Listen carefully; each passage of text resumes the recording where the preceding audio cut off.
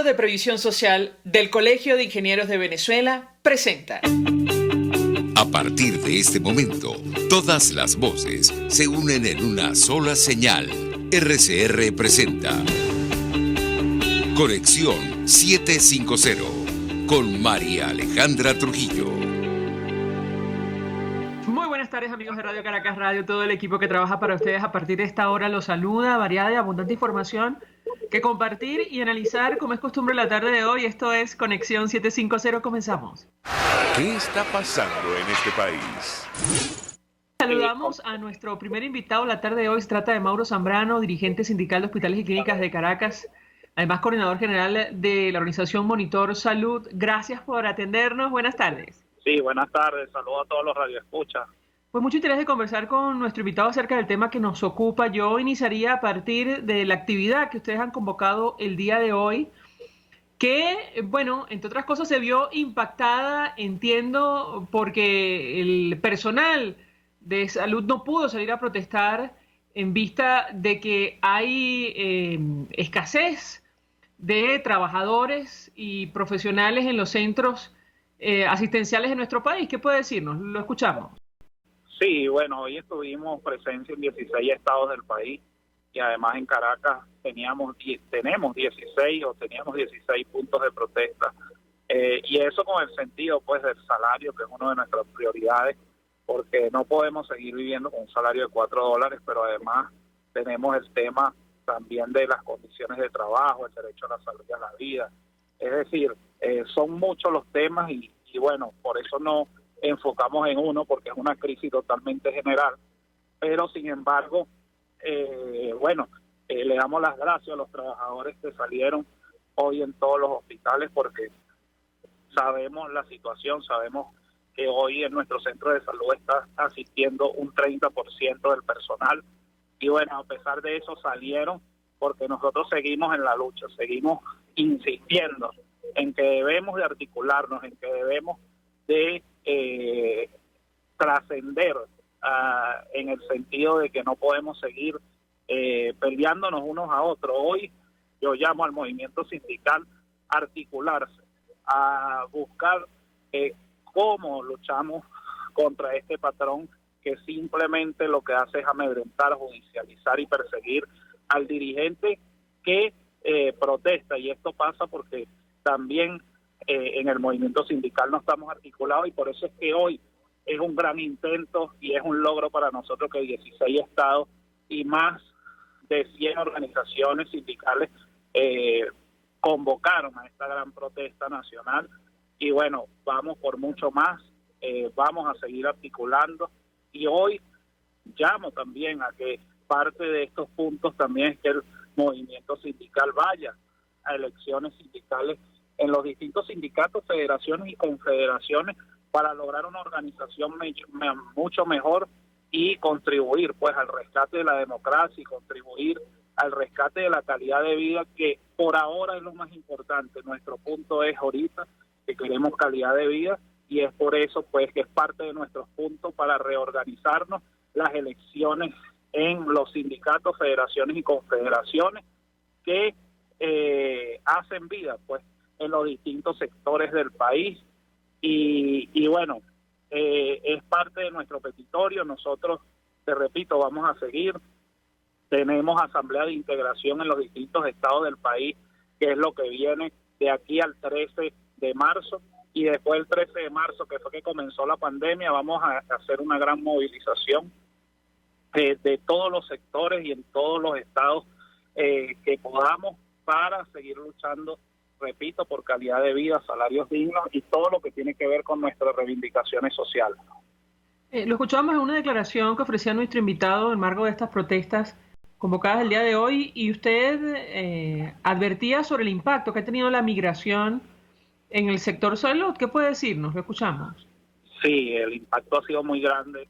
Servicios totalmente solos en nuestros centros de salud. O sea, da mucha tristeza que hoy vayamos a nuestros centros de salud y cada día estén más solos. Te repito, es el 30% que más o menos está asistiendo en nuestros centros de salud, y eso es por muchas cosas, temas económicos, temas también de traslado, porque muchos de los trabajadores caminan kilómetros para poder llegar a sus centros de trabajo.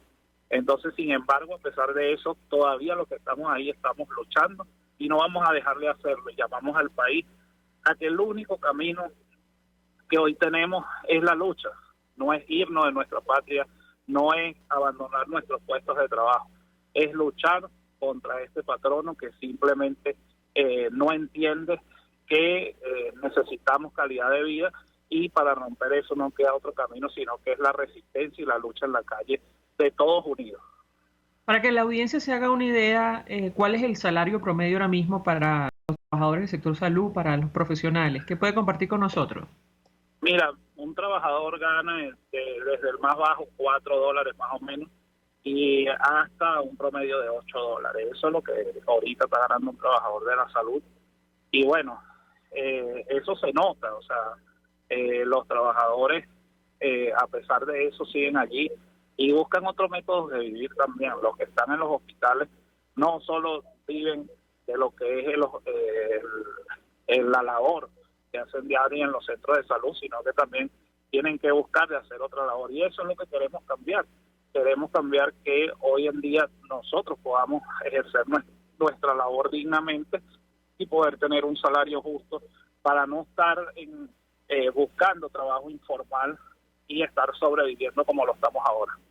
Ahora, sobre los insumos que puede compartir con nosotros en medio de la pandemia de coronavirus y el impacto que ha tenido la variante Omicron, ¿qué puede compartir? Lo escuchamos.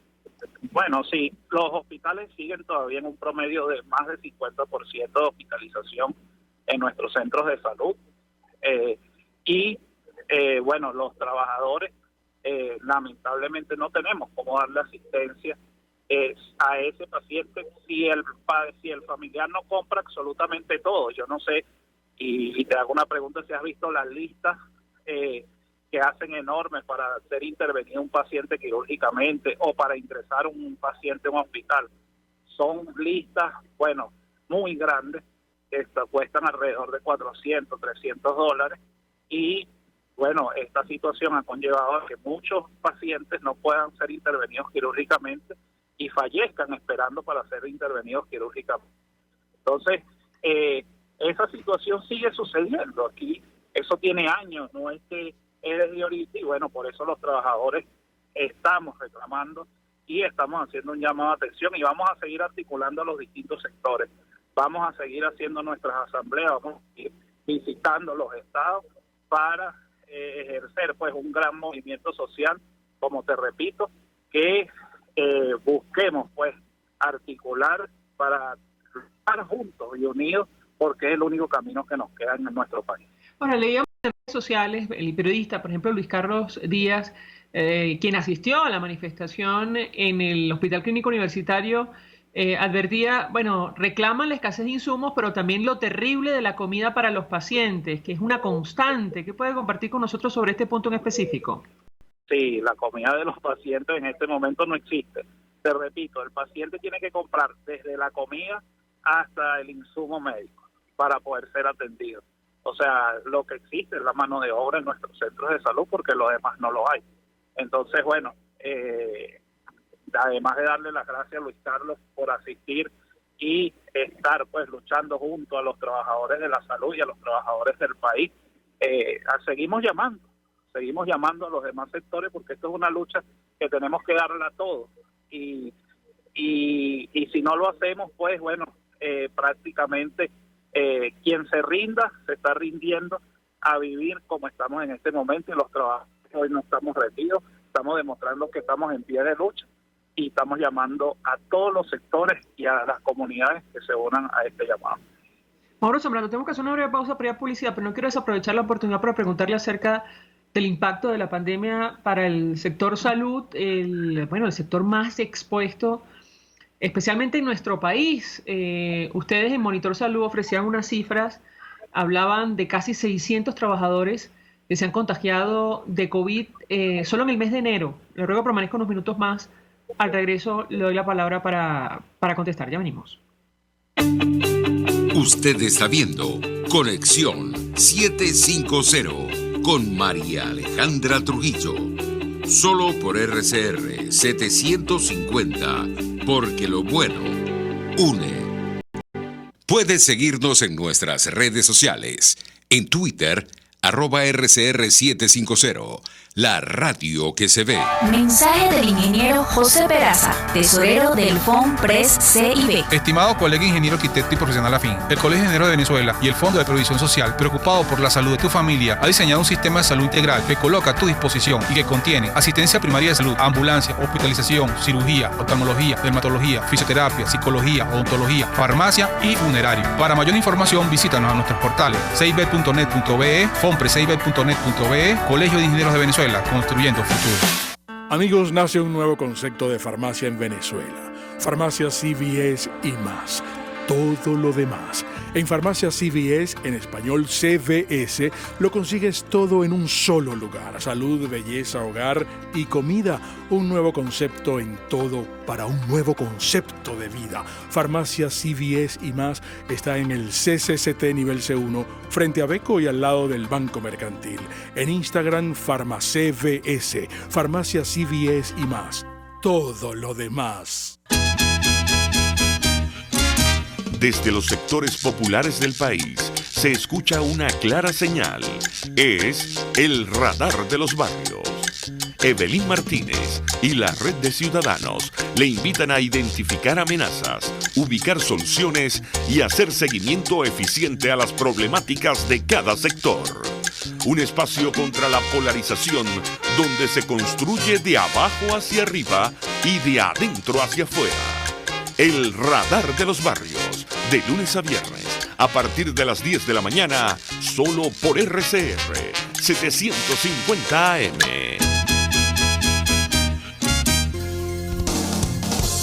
RCR 750 AM.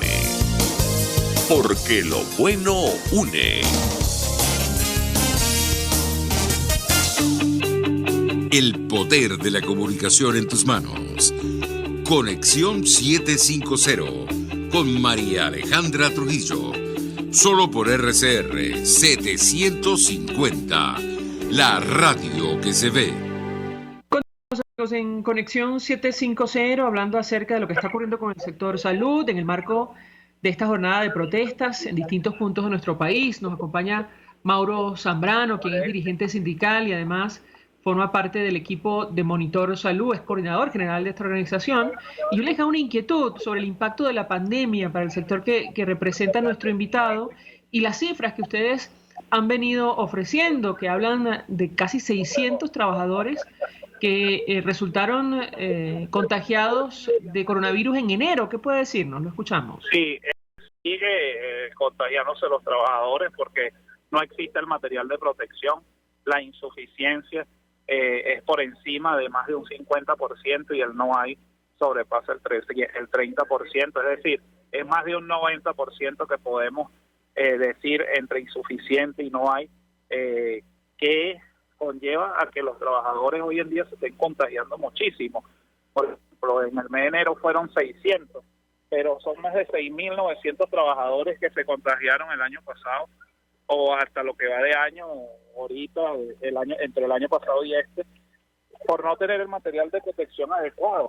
Eso lo hemos denunciado y lo vamos a seguir denunciando y vamos a seguir en la calle, porque no solo estamos haciendo registro de lo que hoy estamos viviendo los trabajadores, sino que también estamos en la calle, estamos protestando y cada día estamos de verdad sumando más personas y hacemos un llamado que así como Luis Carlos Díaz hoy se acercó a apoyarnos, sigan los ciudadanos a apoyarnos, porque es una lucha justa, es una lucha reivindicativa y es una lucha por nosotros, pues, que estamos aquí en nuestro país. ¿Cuántos trabajadores o representantes del sector salud han fallecido producto de la pandemia? ¿Lo conocen ustedes? Mira, ahorita van por lo menos más de 800 trabajadores que han fallecido. Esto ha bajado un poco por el tema de la vacuna, pero sin embargo se siguen contagiando porque no existe la protección. Entonces, eso más o menos es lo que va ahorita en este momento. ¿Qué porcentaje del sector salud está vacunado en este momento según los datos que ustedes manejan?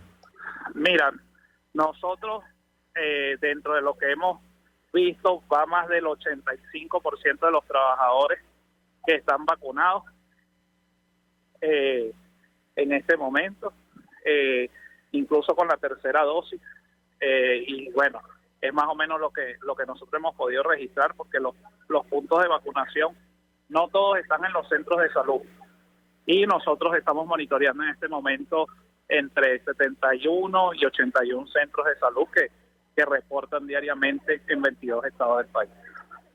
Quiero preguntarle acerca de la represión en el marco de las protestas de trabajadores y de los ciudadanos en general.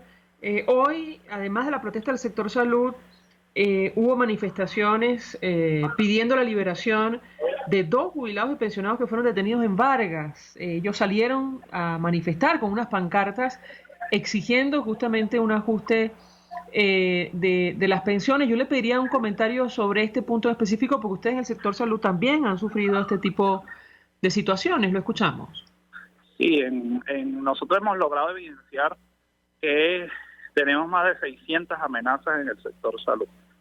Y bueno, a pesar de eso, los trabajadores siguen saliendo, y hacemos un llamado al gobierno que estos casos de adultos mayores por protestar y todo lo que tiene que ver con eso no puede seguir sucediendo en Venezuela.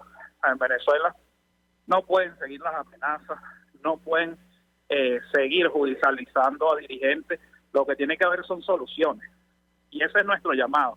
Nuestro llamado es a buscar soluciones, y vamos a seguir presionando hasta que encontremos las soluciones a nuestros problemas, y las calles no van a cesar hasta que no hayan soluciones a los problemas. Entonces, parte de lo que ellos deberían de hacer no es judicializar, ni amedrentar, ni amenazar, es simplemente resolver los problemas. Ahora, ¿cómo interpretan ustedes esta detención, si me permite, absurda detención de 2 adultos mayores que salieron a manifestar con pancartas por sus reivindicaciones? Lo escuchamos. No, mira, es un acto que no debe ser, y que bueno, te repito, hacemos el llamado. Pues, es un acto donde no conozco el caso, pero sin embargo hacemos el llamado a que sean liberados. Mauro Zambrano, 1.000.000 de gracias por atendernos, acompañarnos la tarde de hoy, dirigente sindical, coordinador general de Monitor Salud, ofreciendo detalles acerca de la protesta que se convocó el día de hoy, las manifestaciones que vienen en el futuro. Bueno, por la situación laboral de los trabajadores, los bajos salarios, la escasez de insumos en medio de la pandemia de coronavirus en nuestro país. Hasta ahora vamos a la pausa. Al regreso venimos con más. Estás en sintonía de Conexión 750 con María Alejandra Trujillo. Solo por RCR 750. Porque lo bueno... Sintonícenos a través de Periscope, @RCR750, la radio que se ve.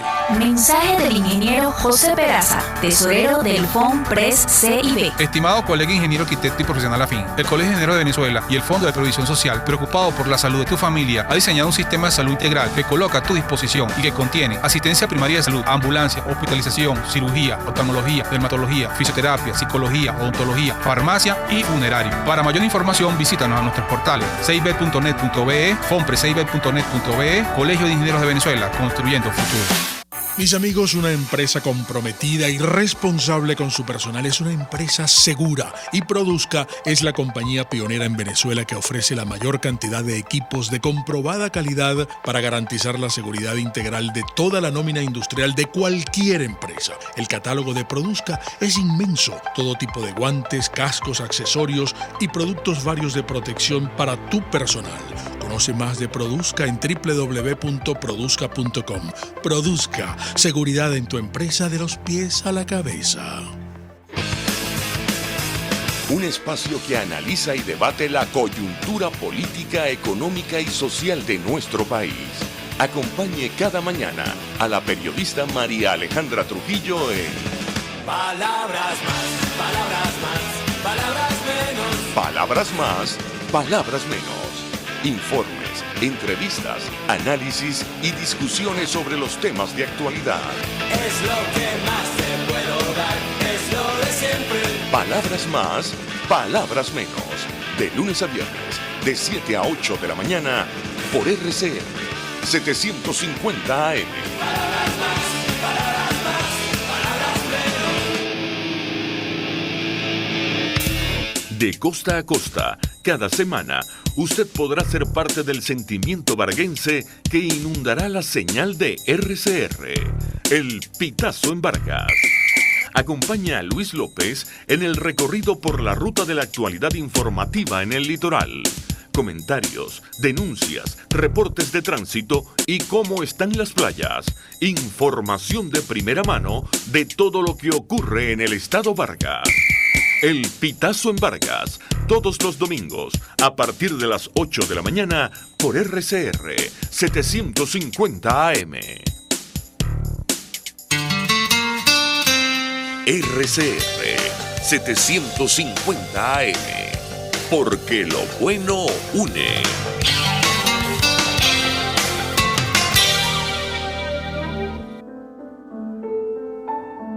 La Academia de Ciencias Físicas, Matemáticas y Naturales presenta El progreso tiene su ciencia. Hoy presentamos el Consejo Nacional de Investigaciones Científicas y Tecnológicas, CONICIT.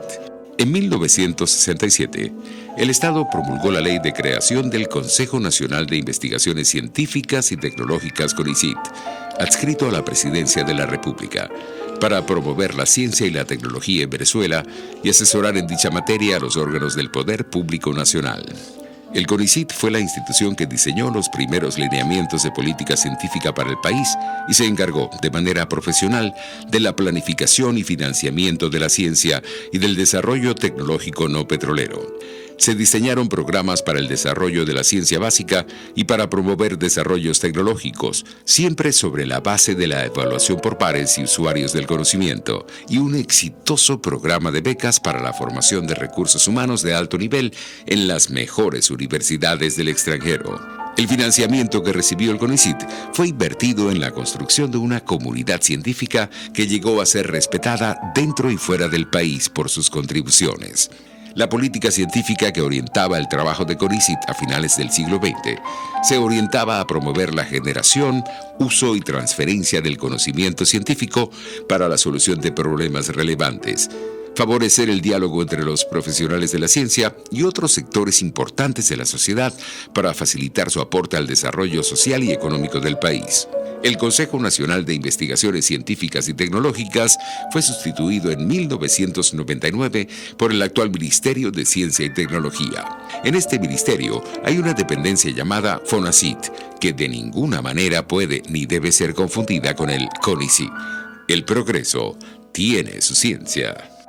La Academia de Ciencias Físicas, Matemáticas y Naturales presentó El progreso tiene su ciencia. RCR 750 AM, porque lo bueno une. María Alejandra Trujillo te acompaña en Conexión 750, solo en RCR 750, la radio que se ve. Claro y raspado. Continuamos en Conexión 750, hablando en esta parte del programa acerca de lo que está ocurriendo en Ucrania, que podría tener un impacto planetario y específicamente para nuestro país. Nos acompaña el embajador Sayo Gravini, que fue embajador de Venezuela, es doctor en ciencias políticas, conoce perfectamente de estos temas. Embajador, como siempre, gracias por atendernos. Buenas tardes. Bueno, siempre un gusto y un saludo y buenas tardes a todos los que nos escuchan. Pues mucho interés, embajador, escuchar su opinión y análisis acerca del tema que nos ocupa. La verdad, como suele ocurrir en estas situaciones, si me permite, prebélicas, ojalá que no lleguemos a ese punto, hay toda clase de informaciones cruzadas. Unas hablan de una distensión, de un supuesto acercamiento entre Rusia, Estados Unidos y la OTAN, y otras hablan de prácticamente una invasión inminente. Yo le pediría a Ucrania, yo le pediría un comentario, lo escuchamos. Antes que nada hay que entender el porqué de Putin y de Rusia en esta acción, el por qué está el problema existe. Y efectivamente hay que ponerse, desde el punto de vista, siempre hay que ponerse en los pantalones del otro para entender. Y hay que comprender que para Rusia el final de la Guerra Fría terminó en una catástrofe geopolítica. O sea que todo lo que había conquistado Pedro el Grande, Catalina la Grande y Stalin, la formación de ese gran imperio que fue la Unión Soviética, se acabó sin disparar un tiro. A esto agreguémosle que la defensa de Rusia siempre ha sido la profundidad geográfica de su territorio. Fue invadida por Suecia en 1700, después en 1800 por Napoleón, Francia, y 2 veces en el siglo XX por Alemania, en la Primera y en la Segunda Guerra Mundial.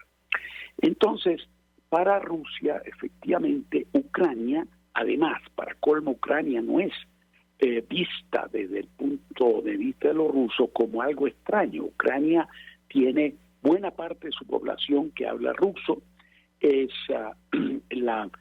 forma parte del mundo cultural histórico. Kiev fue en la cuna de lo que los rusos llaman el Ruski Mir, el mundo ruso, desde el punto de vista cultural.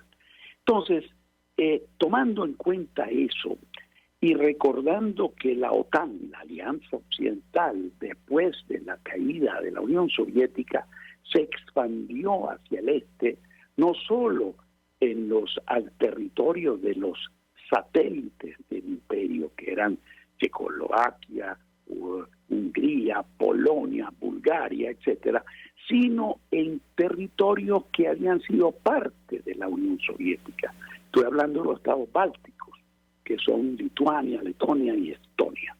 Y Ucrania, entonces, con Georgia, yo diría, son los 2 puntos de fricción muy grandes.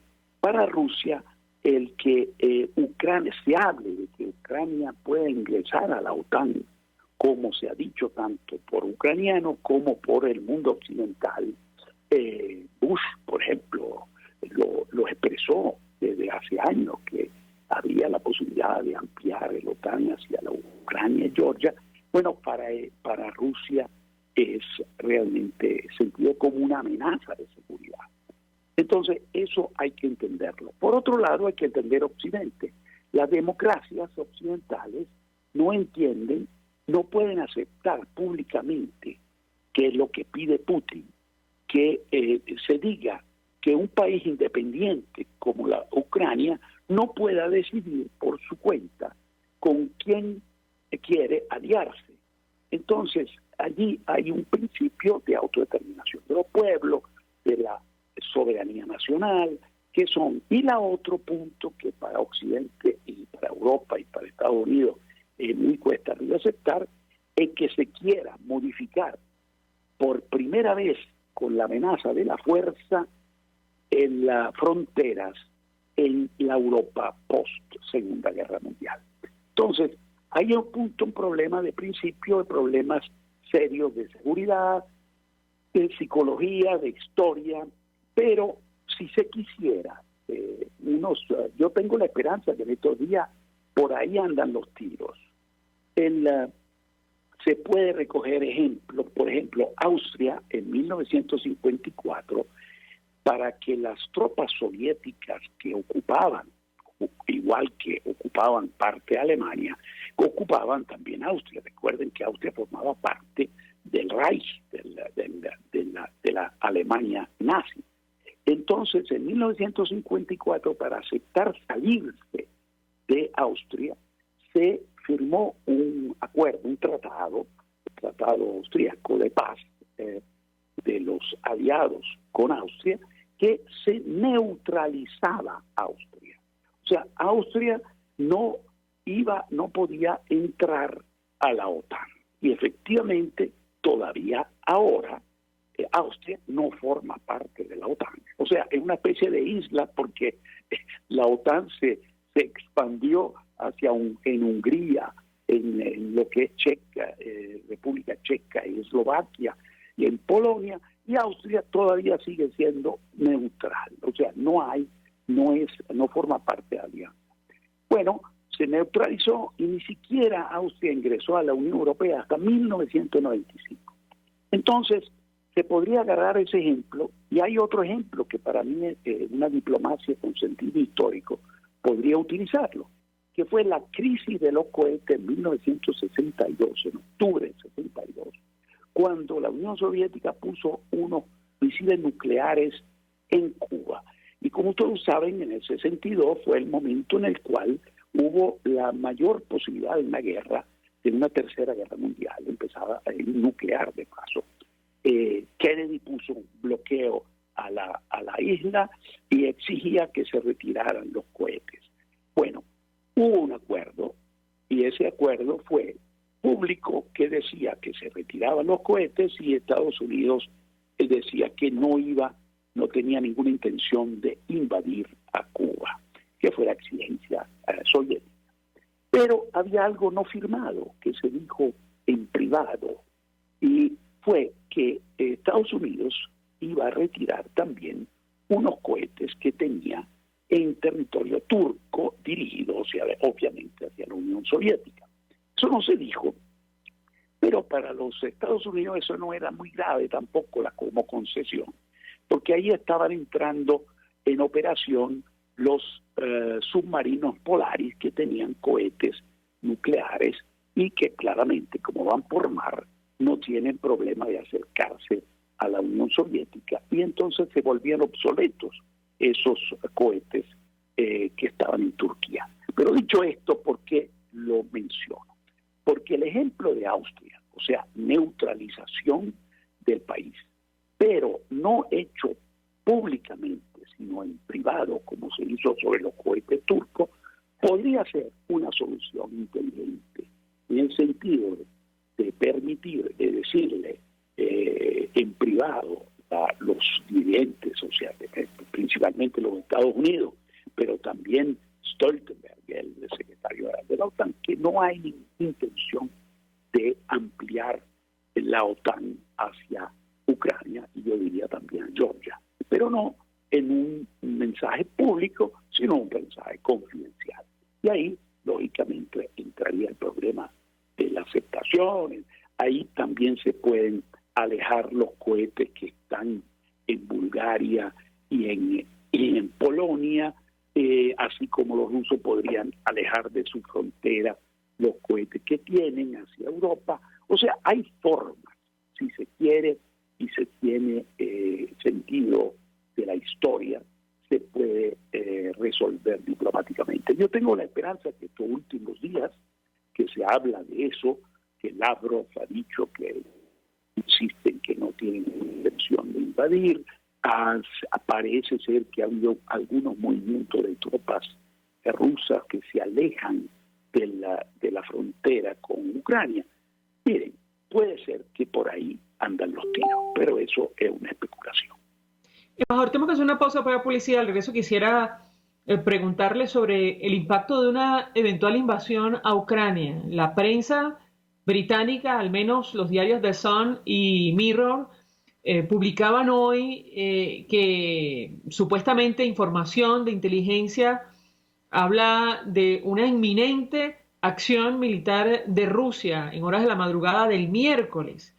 Si esto se concreta, ¿qué impacto puede tener no solo para Europa, también para Venezuela, tomando en consideración, sabe usted, el papel que lamentablemente está jugando nuestro país en este conflicto internacional, luego de la amenaza rusa de supuestamente desplegar fuerzas militares en territorio nacional, si el conflicto en Ucrania iba más? Le ruego permanezca unos minutos más. Al regreso quisiera su comentario. Ya venimos. Escuchamos Conexión 750, solo por RCR 750, la radio que se ve.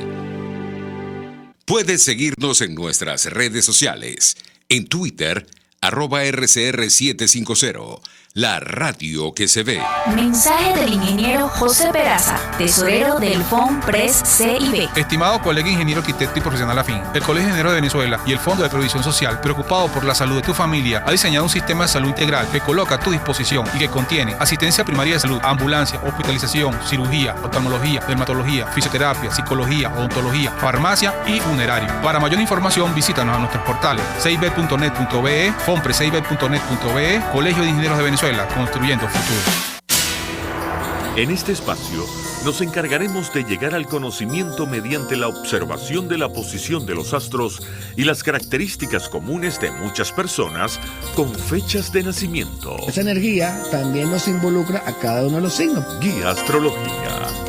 Descubra la relación de los astros con los rasgos de la personalidad, con los sucesos importantes de su vida y con sus características físicas. También van a buscar nuevas formas de crecer, contactarse con el arte, con la belleza. Guía Astrológica, todos los sábados, a partir de las 3 de la tarde, por RCR 750 AM.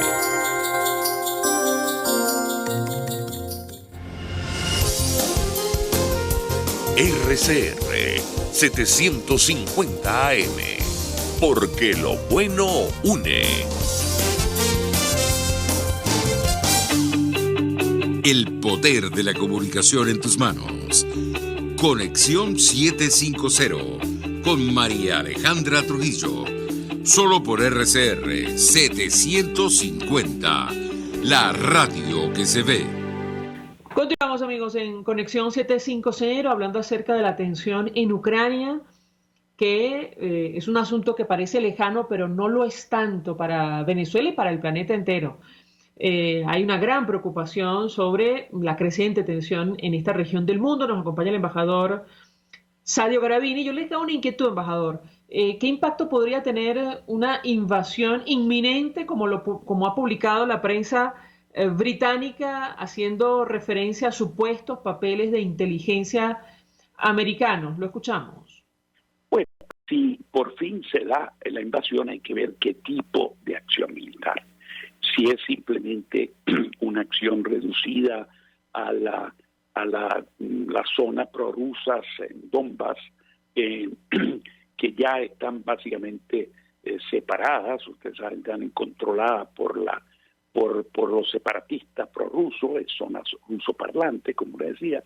Es una cosa. Si hay una invasión total, habría que ver la reacción del ejército ucraniano, que recordemos que no es tan débil como era en el 2014, ha sido muy rearmado por Occidente, por los turcos, que le han vendido drones en grandes cantidades que sirven para atacar a los tanques. En fin, habría un problema. Ahora, ¿qué consecuencia? Bueno, ahí primero económica. A nivel mundial, desgraciadamente, no favorece a la economía de nadie un enfrentamiento. Habría una subida de los precios de energía en general, habría una situación de baja de las acciones en las bolsas mundiales, a todos los afectaría. Ahora, por otro lado, cuando tú dejas Venezuela, efectivamente podría tener un papel, no tanto porque la Rusia tenga capacidad de proyectar en este hemisferio una un poder militar relevante. Recordemos que Rusia no es la Unión Soviética. La Unión Soviética eran 327 millones de habitantes, Rusia tiene 145, tiene una economía que es más pequeña que Italia y apenas superior a España. No tendría, en pocas palabras, en el hemisferio occidental la capacidad de proyectar poder militar que podría enfrentarse con los Estados Unidos. Pero sí podría suceder lo siguiente, que en un acuerdo, que al final todas las guerras y todas las acciones militares terminan en algún tipo de acuerdo. Aún con una invasión de Ucrania, después Putin lo que exigiría que llegar a algún tipo de acuerdo, que significa sobre la base de lo que posiblemente hablamos en la primera parte del programa. Y ahí podría entrar también el tema Venezuela. Si a Putin se le da concesiones en Ucrania y Georgia, bueno, podría suceder que Estados Unidos y Colombia en particular, que como tú sabes, curiosamente, el presidente Duque estaba hablando en estos días con Stoltenberg, o sea, con el secretario general de la OTAN. Colombia no forma parte de la OTAN, pero sí es un asociado. Que yo sepa, creo que es el único asociado en América Latina de la OTAN, así que tiene una voz en la alianza. Ahí veríamos, de pronto podrían surgir quid pro quo en ese sentido. A Colombia le afecta mucho, no solo la inmigración venezolana, que es millonaria, y afecta a la economía, afecta a la política, pero sobre todo la acción de apoyo militar y financiero que le está dando el régimen de Maduro al ELN en particular y a los sectores de la FARC, que algunos, porque otros están en contra del ELN, pero algunos que aliados del ELN y a su vez financiado por el régimen, y que se encuentran en buena parte, según se oye, y hay insuficiente prueba al respecto, que están en territorio venezolano. De allí salen para actuar en Colombia. Entonces, Colombia tiene mucho interés en este tema y podría venir una gran negociación en la cual también nuestro país entrara en esa negociación geopolítica. Pero repito, esas son posibilidades. Lo que sí es cierto que afectaría brutalmente a la economía, vendrían unas sanciones muy fuertes que se están preparando contra Rusia. Rusia tiene que sopesar qué significa eso para su economía. Recordemos, repito, que Rusia ya no es la potencia que era la Unión Soviética, aun cuando en este momento hay resurgimiento de la economía por los precios altos del gas y del petróleo, pero de todas maneras le tendría un impacto importante.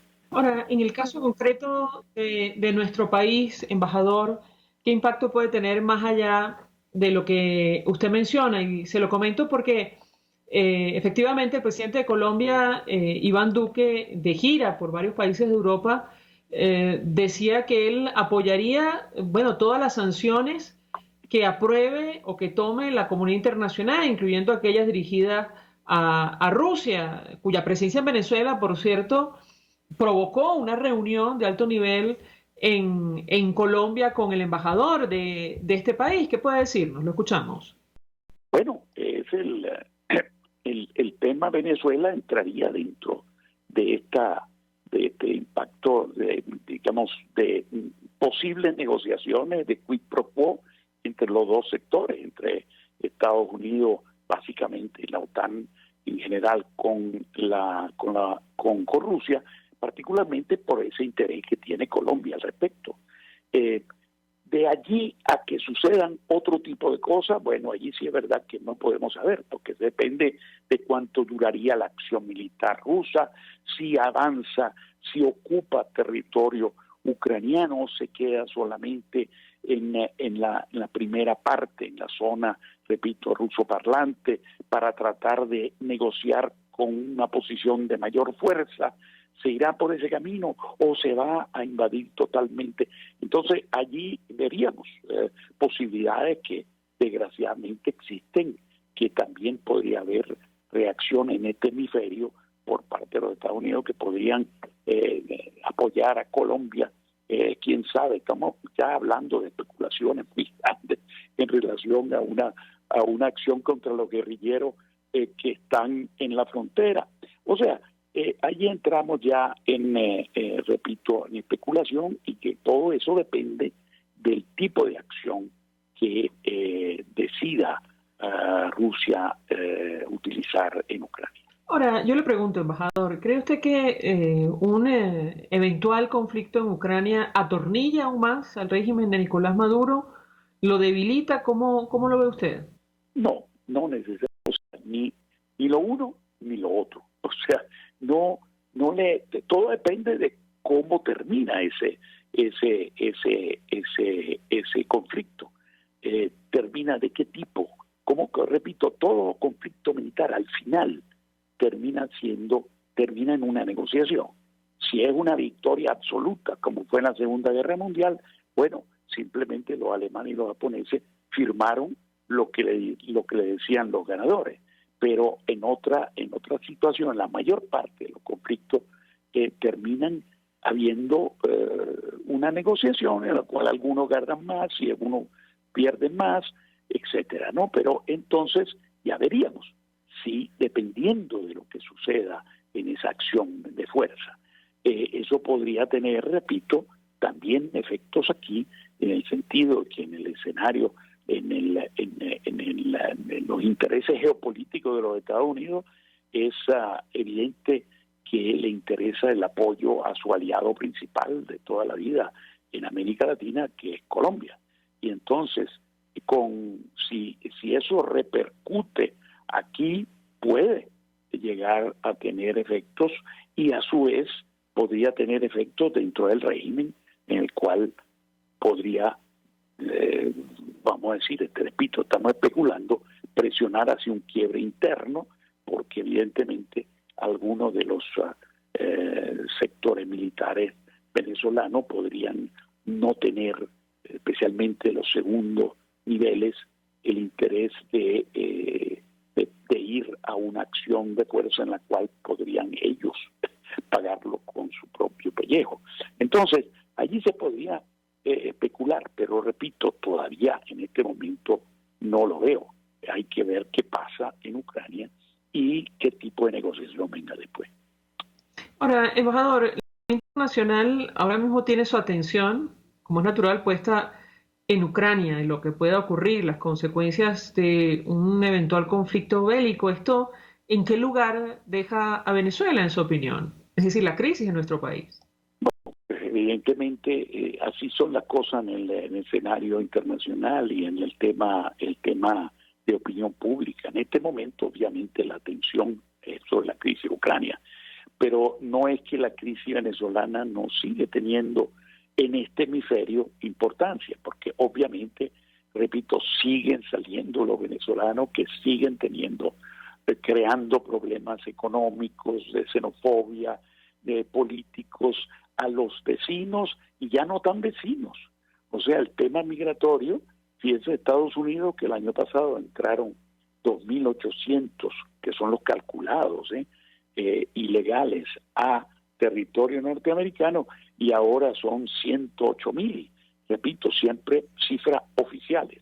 Entonces, evidentemente, esto crea presiones, crea problemas, le crea problemas a todos los países que van en el camino, o sea, no solamente Colombia, Costa Rica, Panamá, Nicaragua, Guatemala, México, todos esos países entran y eso presionan sobre la política interna de los Estados Unidos.